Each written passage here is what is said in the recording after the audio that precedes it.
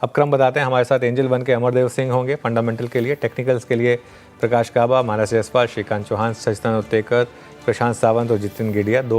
सचिन के पास चलते हैं। Sachin, good afternoon. सचिन, बताइए क्या ट्रेड लिया आपने, क्या लेंगे? Good afternoon ji, good afternoon Virendra ji, good afternoon to all the panelists. L and T पे मुझे लग रहा है काफी शानदार रिकवरी बनी है। जिस तरीके से या जिस कॉन्फिडेंस से ये रिबाउंड हुआ है अपने 50 डे एक्सपोनेंशियल मूविंग एवरेज को छूने के बाद, तो मुझे लग रहा है पिछले 7 दिनों का जो एक लो टॉप लो बॉटम सीक्वेंस है वो कहीं जाकर थम चुका है। एंड एक अच्छी रिकवरी बन सकती है काउंटर में अगले कुछ दिनों के लिए। तो यहाँ पर एलएनटी के फ्यूचर्स में खरीदारी करने की सलाह होगी। स्टॉप लॉस आपको लगभग अराउंड 3600 के आसपास लगाना है। पहला टारगेट होगा अराउंड 3650 का, बट पोजिशनली मुझे लग रहा है वापस से एक बार 3740 इस पर्टिकुलर लेवल को छूने का प्रयास हो सकता है। तो खरीदारी करनी है एलएनटी के फ्यूचर्स में। और एल फ्यूचर 3615 पे आज ये सेक्टर बहुत अच्छा मूव देता हुआ, बहुत सारे स्क्रिप्ट जो है इस स्पेस की अच्छा कर रही हैं। आएंगे कुछ देर में इस पर डिटेल में चर्चा करेंगे। अब ये हो गया जनाब सचिन जी का एल फ्यूचर्स। सचिन, एक बार देखिए आप एटर्नल को, ये एक अपना बहुत ही बड़ा मतलब 5 जून से लेकर टिल डेट जो एक सप्लाई जोन है जहाँ पे से रेजिस्टेंस मिलता है, जहाँ पर लोग बेचने आ रहे हैं, उस जोन को काटने की, उस जोन को बाइसेक्ट करने की मशक्कत कर रहा है। एटर्नल पे क्या थोड़ा सा प्रीएम्प्ट होकर कुछ काम करना चाहिए क्या? आपका टेक क्या है इस पे? Virendra ji, clearly chart structure तो काफी शानदार रहा है। कच्ची height of higher bottom sequence जिसने अच्छी तरह मेंटेन की है। एंड प्लस काफी सिग्निफिकेंट डेवलपमेंट है कि बार बार इसने थोड़ा सा प्रेशर लिया है on the price, but closing basis पे अपने 5 डे एक्सपोनेंशियल मूविंग एवरेज के ऊपर ही इसने अपनी क्लोजिंग मेंटेन की है ऑन द डेली स्केल। तो जिस तरीके से ओवरऑल बर्ताव है, मुझे लग रहा है एक क्लियर कट साइंस है एक काफी स्ट्रॉन्ग सेक्युलर बुल रन के। एंड वहां पर एक बुलिश फ्लैग कंटिन्यूएशन पैटर्न है। तो जल्दी मुझे लग रहा है इसमें 270 के ऊपर 290 तक की एक रैली बन सकती है। तो पोजिशनली मुझे लग रहा है वेल प्लेस्ड है। ट्रेडिंग के लिहाज से जो ट्रिगर है वो लगभग अराउंड 268 के आसपास प्लेस्ड है। तो आई थिंक थोड़ा सा प्रीएम किया जा सकता है। स्टॉप लॉस आपको क्लोजिंग बेसिस पे लगाना चाहिए अराउंड 258 के आसपास। पहला टारगेट होगा अराउंड 268 का। उसके बाद मुझे लग रहा है ब्रेकआउट के बाद लगभग अराउंड 290 तक की ट्रेजेक्टरी ओपन हो सकती है। ओके, चलिए अब जरा थोड़ा आगे बढ़ा जाए और सचिन से बात कर लेते हैं। सचिन, बीएससी पर आपका टेक क्या है? बीएससी अभी अनुज प्रश्न कर रहे थे मानस से ही, हालांकि वो बातचीत नहीं हो पाई। भाई किसी भी पोजीशन को आप एक हद तक आई थिंक एक एक एक आपका एक रिस्क मैनेजमेंट मैकेनिज्म होता है कि आपके एग्जिट जोन्स होते हैं। 50 डेमा को जिस तरीके से इसने वायलेट किया है, आपका व्यू क्या है? एक 50 डेमा वायलेट हुआ है, 2500 का क्रिटिकल बेस था पूरे मई से लेकर अब तक, वो वायलेट हुआ है। कैसे मतलब ट्रीट करें अपनी होल्डिंग्स को? क्या एक रीजनेबल पोजिशनल स्टॉप लॉस होना चाहिए यहाँ पर? वीरेंद्र जी, क्लियरली देखे तो जिस इंटेंसिटी से ये ब्रेकडाउन हुआ है, मुझे लग रहा है थोड़ी और एक्सटेंशन हो सकती है इस पर्टिकुलर डिक्लाइन में।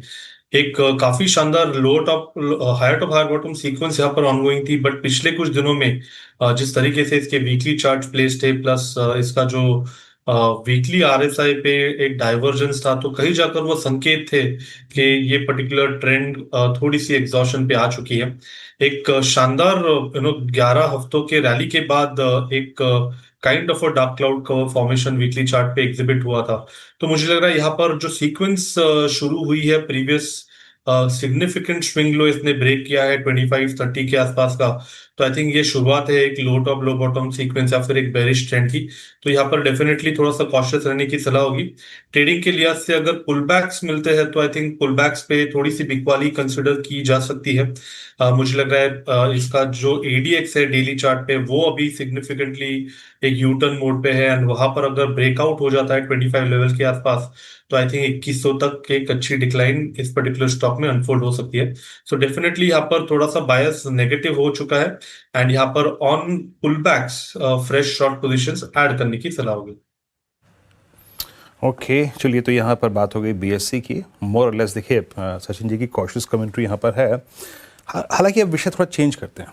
देखिए अब आते हैं Asian paints, but Asian paints ने आज एक सफलता दर्ज की है, और वो ये है कि अक्टूबर 3rd वीक के बाद फर्स्ट टाइम, सुबह भी अनुज और मैं बात कर रहे थे और जैसे कि कहा भी था, टिप्पणी भी की थी कि might be considering price behaviour, worst is behind, मतलब पीछे है वो सारा का सारा। अगर आप देखें price cut, market share lose करना, वो पूरी फाइट, वो टसल पीछे है। सचिन, आपका व्यू क्या कहता है?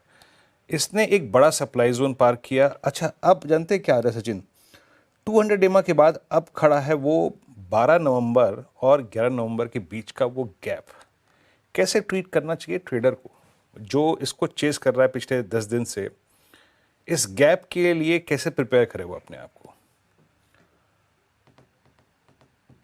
वीरेंद्र जी, 2500 का जो कॉल हर्डल है ऑप्शंस का, तो मुझे लग रहा है वो काफी सिग्निफिकेंट है। एंड प्लस जैसे आपने फिलहाल फ्लैग किया है कि अपने 200 डे एक्सपोनेंशियल मूविंग एवरेज को काटने का यहाँ पर प्रयास है, तो आई थिंक मोमेंटम के लिहाज से ये दोनों जोन काफी सिग्निफिकेंट है। ब्रेकआउट अगर 2500 के ऊपर सस्टेन हो जाता है तो लगभग मुझे लग रहा है और 125 पॉइंट की रैली यहाँ पर बिल्ड होनी चाहिए। फिलहाल अगर किसी की एग्जिस्टिंग लॉन्ग पोजीशन है तो डेफिनेटली इसे एक ट्रेलिंग स्टॉप लॉस के साथ होल्ड करने की सलाह होगी। On the lower side significant level अभी यहाँ से लगभग अराउंड 2446 के आसपास प्लेस्ड है। अगर इसके नीचे क्लोजिंग हो जाती है तो थोड़ा सा मुझे लग रहा है मोमेंटम में पॉज होगा। एल्स जिस तरीके से ये स्ट्रक्चर है, जिस तरीके से डेटा है, चांसेस ज्यादा है कि 2500 के हर्डल को भी ये पार कर देगा। तो यहाँ पर लॉन्ग पोजीशंस रिटेन करने की सलाह होगी। अगर आप फ्रेश लॉन्ग पोजीशंस बिल्ड करना चाहते हो तो स्टॉप लॉस आप 2446 पे ही लगाए। Okay, Asian paints. चलिए अब धमाकेदार ऑप्शंस का टाइम आ गया, एक बार जरा स्टिंग प्ले करते हैं। ओके, धमाकेदार ऑप्शंस के लिए सचिन हैं, प्रशांत जी हैं और जतिन है हमारे साथ। सचिन, आप शुरुआत करिए। मुझे यहाँ पर एसबीआई में काफी स्ट्रेंथ नजर आ रही है। मुझे लग रहा है जिस तरीके से ओवरऑल इसका परफॉर्मेंस रहा है, थोड़ा सा कंसोलिडेशन मुझे लग रहा है मैच्योर हो चुका है। एंड जिस तरीके से पिछले कुछ दिनों का डेटा है, 800 के आसपास का बेस इसने काफी कॉन्फिडेंटली होल्ड किया है। तो यहाँ पर 800 का जो कॉल ऑप्शन है लगभग अराउंड 20.50 के आसपास, 20.70 के आसपास फिलहाल ये ट्रेंड हो रहा है। इसमें खरीदारी करने की सलाह होगी। स्टॉप लॉस काफी छोटा लगाना है आपको 18.40 पे। पहला टारगेट होगा लगभग अराउंड 26 के आसपास का, पोजिशनल टारगेट होगा अराउंड 34 का। खरीदारी करनी है एसबीआई के 800 के कॉल ऑप्शन में। Okay, SBI interesting. सडनली आप देखें एक पीएसयू बैंकिंग बास्केट पर आपने एक स्टॉक पिक किया, लीडर इन द पैक, 21 पे स्ट्राइक, 800 की कॉल की पिक करनी है आपको। अगला ट्रेड पिक करता है सचिन जी का, चार्ट का चमत्कार। सचिन, क्या पिक कर रहे हैं आप?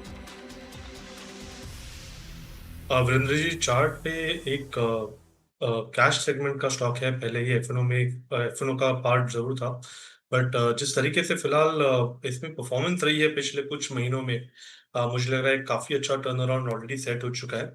खरीदारी करनी है अपोलो टायर्स के काउंटर में। इसने अपने 200 डे एक्सपोनेंशियल मूविंग एवरेज को काफी कॉन्फिडेंटली ब्रेक किया है। प्लस डेली चार्ट पे एक रेयर कंटिन्यूएशन पैटर्न है जिसे हम राइजिंग थ्री से डिनोट करते हैं। प्लस जो राउंडिंग बॉटम फॉर्मेशन है उसका प्रोबेबल टारगेट लगभग अराउंड 510 के आसपास प्लेस्ड है। तो आई थिंक काफी अच्छी स्ट्रक्चर में एक फ्रेश ब्रेकआउट यहाँ पर एस्टेब्लिश हुआ है। तो यहाँ पर मोमेंटम मुझे लग रहा है चेस किया जा सकता है 263 के स्टॉप लॉस के साथ, 501 से लेके 515 के टारगेट्स के लिए। ओके, अपोलो टायर्स, अभी बात ही हो रही थी इस स्पेस पे, तो अपोलो टायर्स आपका 471 पे बाय कॉल है। स्टॉक जिसमें अभी रिसेंटली मूव आया है वो है पीबी फिनटेक। एक बार पीबी फिनटेक लेकर आइए। और इस पर सचिन, कोई व्यू इस पर पीबी फिनटेक?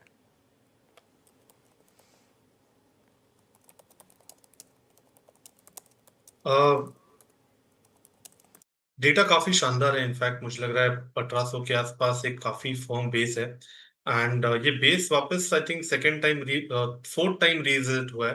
एंड वहीं से वापस एक अपमूव ट्रिगर हो रही है। तो एक classic no falling wedge formation नजर आ रहा है। तो मुझे लग रहा है यहाँ पर मोमेंटम चेस करने में कोई हर्ज नहीं है। हो सकता है कि अगले कुछ दिनों में स्टॉक वापस अराउंड 1950 से लेके 1930 इस पर्टिकुलर जोन में रिबाउंड करे। तो यहाँ पर फ्रेश लॉन्ग पोजीशंस ऐड करने की सलाह होगी।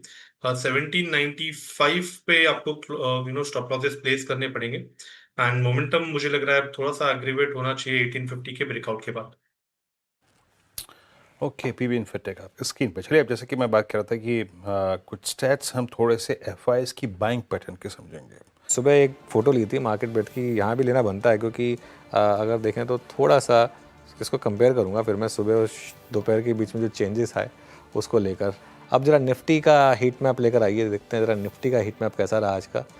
शानदार मूव रहे कोटक में 3.5%, पहली बार कोविड के बाद इन्होंने क्वार्टरली अपडेट दिया और क्या शानदार अपडेट था। 3.5%, इटर्नल 2% ऊपर था। Asian paints, NTPC, Grasim, BEL, Adani ports, HDFC life, UltraTech cement, ये कुछ और स्टॉक्स रहे। ओएनजीसी जहाँ पर बाइंग थी, लार्सन एंड ट्यूब्रो और इन्फोसिस। टाइटन खराब क्वार्टरली अपडेट के बाद 6% नीचे आज ये स्टॉक।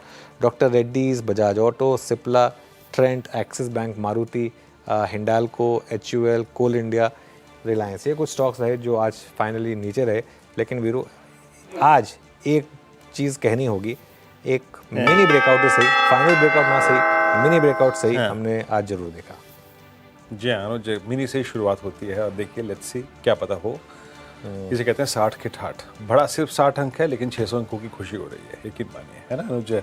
खैर जैसा है, अच्छी क्लोजिंग है, इट्स 25524 और ये दिन निफ्टी बैंक की स्ट्रेंथ को और निफ्टी आईटी के इंट्राडे रिवर्सल को भी जाना जाएगा। खैर कल एक्सपायरी -1 यानी मतलब बुधवार का सेशन होगा। ये पूरा का पूरा पैनल आपसे करेगा मुलाकात सुबह सुबह मॉर्निंग कॉल और उसके बाद मुनाफे की तैयारी। तब तक के लिए नमस्कार।